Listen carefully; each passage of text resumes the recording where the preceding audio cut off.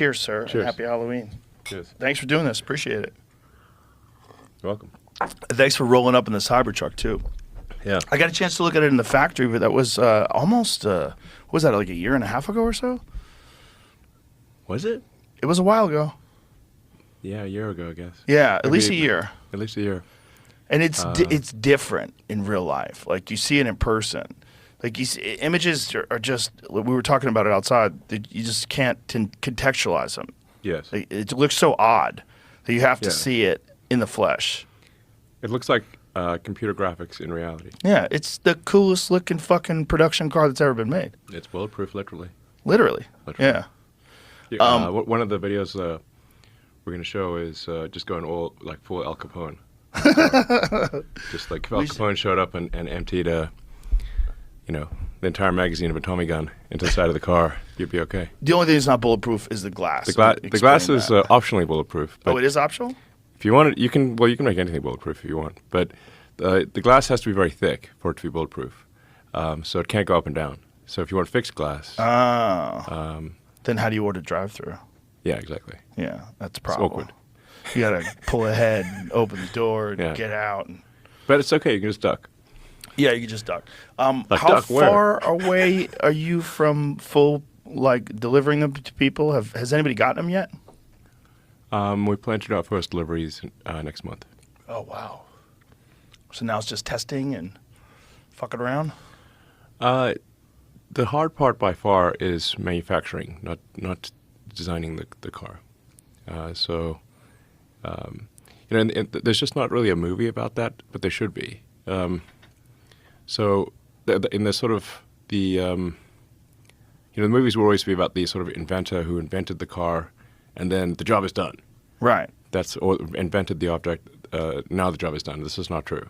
That's the easy part. The hard part is manufacturing by far. Why is it so much harder than making an individual model?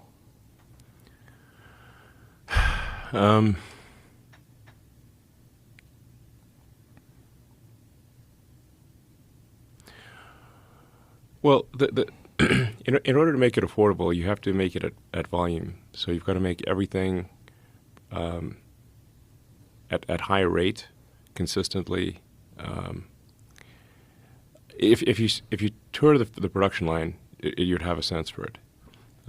You've got to have all of the casting machines, all of the stamping machines, as the case may be, the glass machines, the wheels, the tires, everything required from the motor, the battery cells, all of the constituents of the battery cells, all of the silicon that goes in there with the chips. The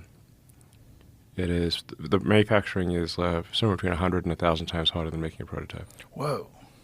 And then if you want to say, like, you want to get from, once you reach volume manufacturing, which is insanely difficult, then you want to make the car affordable.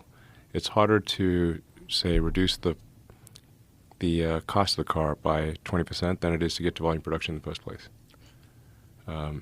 So I really cannot emphasize enough how hard production is relative to design. I'm not saying the design is trivial, because you have to have taste and you have to know what to make. If you don't have a taste and judgment, then your prototype will be bad.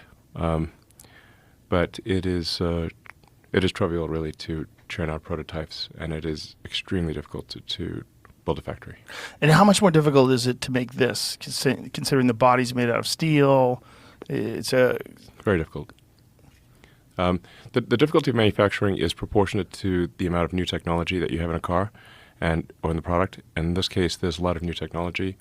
The production line will move as fast as the slowest and least lucky and most foolish part of the entire production line. And you could say, to first approximation, there are 10,000 things that have to go right, at least, for production to work.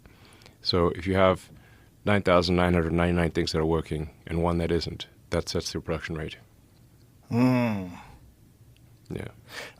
That's by far the hard part. In fact, really, the amazing thing about automobiles was not so much the invention of the automobile, but the invention of the factory, the mass manufacturing. And for that, Henry Ford deserves a tremendous amount of credit. He was next level genius. In fact, Ford is really responsible for the entire mass manufacturing industry because he actually founded Cadillac, which was the heart of General Motors. Then he got kicked out, then started Ford. Really? Yeah, and then everyone just copied him. Do you know he made one of his first cars out of hemp? Well, he used hemp fiber for the panels. okay. Yeah, there's a fascinating video of him banging on it with a hammer. Because hemp is bizarrely durable when it's compressed, and when they take the fibers, and I don't know what kind of epoxy they use or something to put it all together. But what it makes with the actual physical form of it is insanely light. Yeah. Like fiberglass light, but very, very durable. See if you can find that video. It's kind of crazy. Henry Ford is banging on I believe it was the hood of it with a hammer. Yeah. Here it is. So this was like, look at that. Isn't that crazy? As well.